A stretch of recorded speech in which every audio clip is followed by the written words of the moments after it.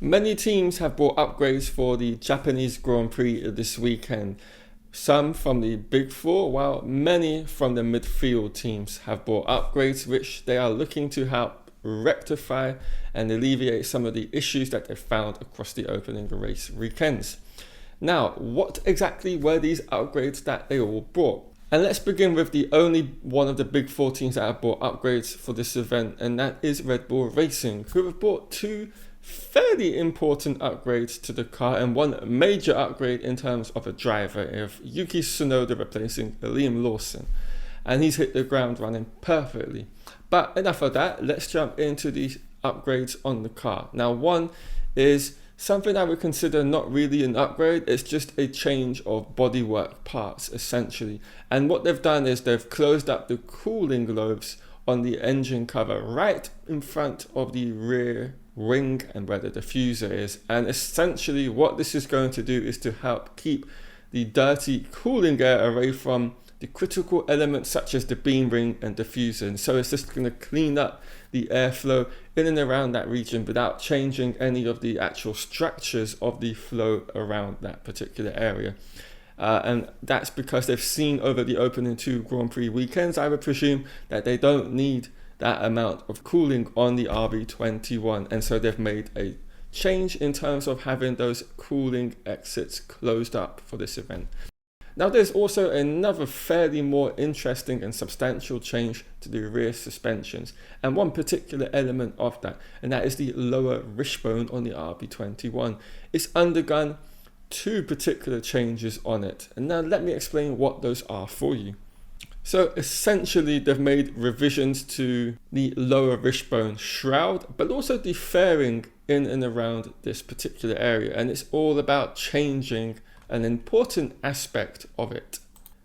And essentially, this change to the leading shroud is about minimizing the losses downstream in this area. So it's just improving the performance and the airflow around the rear end of the RB21.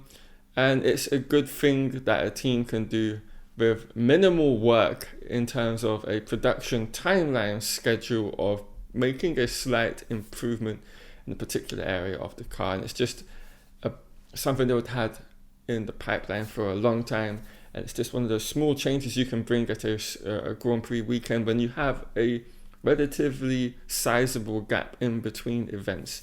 And yeah, this clears up the airflow there and helps, I would say, improve the performance in the corners as a result of that. Now, while there wasn't any actual upgrades from any of the other Big Four teams, McLaren did do an interesting swap between FP1 and FP2, and it was to do with the beam ring, the kind of design of the beam ring. So from one session to the next, they changed the actual size of the beam ring and went for a bigger version in FP2 with, I believe, Oscar Piastri.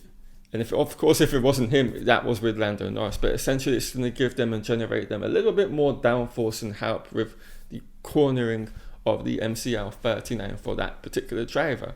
It'll be interesting to see whether they keep this on the car for the other remaining sessions in this event. Now, away from that, let's go to some of the other teams looking to close the gap to the Big Four. And we will start with the Atlassian Williams Racing Team, which have made changes quite substantially to the front wing, and in two particular areas, the front wing end plate, but also the flaps on the ring. Now, you can see from the two images on screen now, the front wing end plate has undergone a fairly substantial change in the way it looks. And this is all about maximizing the outwash of this wing for the Williams team. And essentially, outwash, to explain it, is when you are directing the airflow as it hits the front wing outside of the front wheels and directing and making sure it's not interacting and hurting the airflow structures you actually want from the car, going in through the front wing and through the bodywork all the way to the rear diffuser of the car. So yeah, this change is essentially just about working the outwash effect that ever much more stronger than the previous iteration of front wing allowed. Now, as for the change to the actual front wing flap, it is an interesting one because you can quite clearly see from the images that there is a huge change in the overall shape of the top element on the car. And there's also like an indentation as well. And this is going to have a big impact on the overall airflow structures.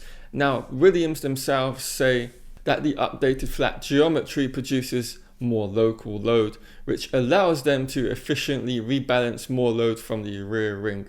And this interaction of the subsequent flow with the front suspension and brake duct furniture is different, leading to an improved control of the front wheel wake. That's essentially what I was talking about earlier in this video with what they're doing in terms of outwashing. So a nice sizable upgrade, I would say, in terms of a front wing for a Formula One team this season.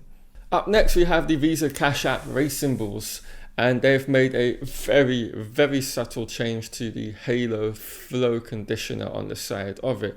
And you can see the image from this event and from last event, and it's a minimal amount of difference, but it's just changing the airflow passing over and towards the back of the car, and this can influence the rearing and floor performance.